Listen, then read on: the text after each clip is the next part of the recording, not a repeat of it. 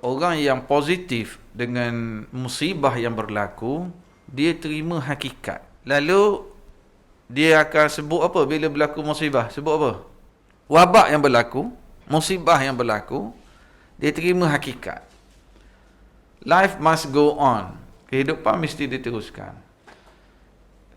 Yang kita nak bincang hari ni sebenarnya mungkin kita fokus kepada berkait dengan wabak COVID lah. Tapi ia juga sama dengan apa-apa musibah yang berlaku dalam hidup kita. Yang pertama sekali, orang yang positif, apa saja musibah yang berlaku, kematian suami, kematian anak, kematian isteri, bisnes kena tutup, kena buang kerja, datang COVID, kereta rosak, apa saja musibah yang berlaku, yang pertama apa sifat tadi? Terima hakikat. Bahkan saya cukup yakin depan saya ni ramai orang yang hidup lebih lama dah, pengalaman lebih banyak sebelum wabak COVID ni pernah lalui musibah-musibah yang lain dalam hidup. Betul tak? Ada orang mungkin diuji musibah, Allahu Akbar, kematian anak. Ini antara ujian yang hebat. Rasulullah sallallahu alaihi wasallam sendiri diuji sedemikian, anak-anaknya meninggal sebelum baginda semua kecuali Fatimah. Kecuali Fatimah. Yang lain semua anak Rasulullah meninggal sebelum baginda. Ada ibu-ibu yang diuji sebegitu, maknanya dia dah lalui musibah besar. Mungkin ada musibah kematian suami, musibah. Kita pernah lalui. Ada orang, ialah pelbagai bentuk musibah yang pernah dilalui dalam hidup. Tapi kita mungkin kita ambil pada suasana COVID ni lah. Orang positif, dia terima hakikat. Kehidupan mesti diteruskan. Sedih, tak salah. Orang yang kita kasihi meninggal dunia, kita menangis, tak salah, itu normal. Rasulullah sallallahu alaihi wasallam sendiri juga bila anaknya meninggal, keluar air mata. Sahabat tanya, apa benda ni Rasulullah? Rasulullah pun menangis. Rasulullah kata ini rahmat. Rahmat kasih sayang yang Allah lontar dalam hati-hati manusia. Allahu Akbar. Mungkin ada di kalangan kita yang ada ahli keluarga dia yang Allah jemput berkait dengan COVID. Dia ada penyakit lain, penyakit jantung, macam mana. Tapi endingnya dengan COVID. Sebenarnya sedih, tak boleh nak jumpa, tak boleh nak hantar ke kubur. Tapi let's say lah itu suami ataupun ayah dia yang selama ni sakit cimani, sakit jantung, go out, darah tinggi, tiba-tiba kena COVID, meninggal. Sikit je kat ending tu. Kita sedih sebab tak boleh nak urus jenazah, tak boleh nak dekat kan. Tetapi cuba baca hadis Nabi sallallahu alaihi wasallam. Orang yang meninggal disebabkan wabak, dia mendapat kelebihan apa? Mati syahid.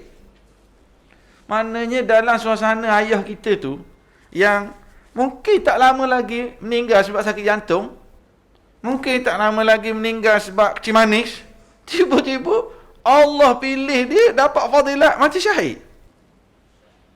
Cuma kita je yang tak boleh pergi ke kubur. Kita pergi kubur pun duduk nangis je. Tapi title yang dia dapat, pilihan Allah itu title yang hebat. Sebab tu orang yang datang kuliah, orang yang dengar, orang yang ada ilmu, dia sedih, tetapi dalam masa yang sama dia boleh terima hakikat. Dia terima hakikat. Ustaz senanglah. Ustaz tak tahu. Ustaz tak rasa. Tak rasalah. Bagaimana kalau ahli keluarga tu tak rasa, tapi sahabat rasa. Awal-awal kita baca dalam Facebook, tiba-tiba dalam grup WhatsApp kita sendiri, tiba-tiba sahabat yang kita biasa duduk makan sekali, duduk sembang sekali, yang duduk gurau dalam grup WhatsApp. Saya ada sahabat saya meninggal baru ni. Duduk dalam grup WhatsApp.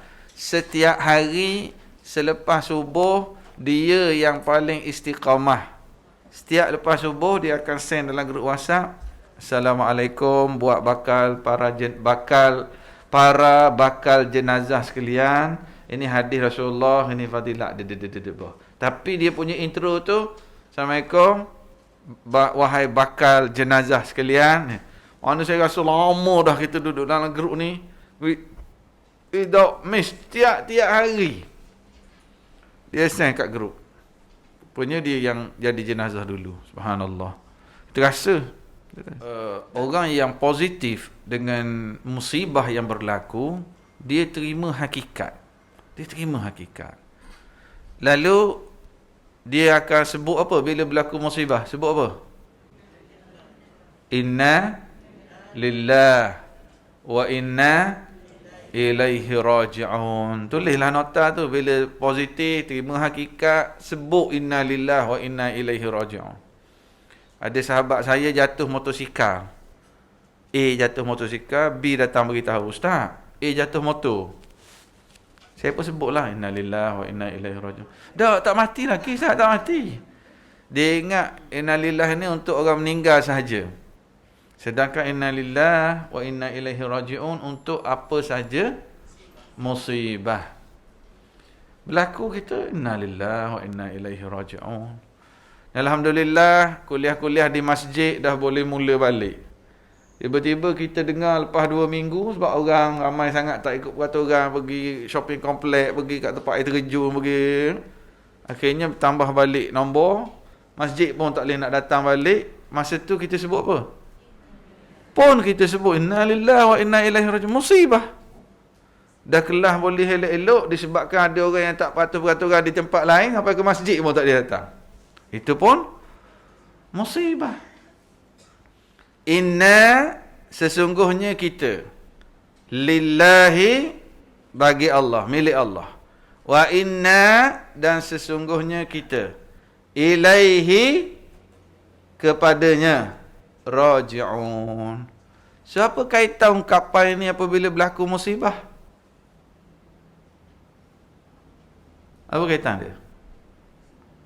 Kita ni milik Allah. Allah nak buat apa pun, Allah. Dan kita ni kaya ke, miskin ke, cantik ke, hodoh ke, pangkat besar ke, kecil ke, kita ni pasti akan kembali kepada Allah. Jadi, okey. Sebab tu orang beriman, bila dia hadapi masalah, dia sedih, dia hadapi masalah, tapi dia boleh tenang. Inilah hakikat yang dia terima, bahawa kita semua adalah milik Allah dan kita pasti akan kembali kepada Allah.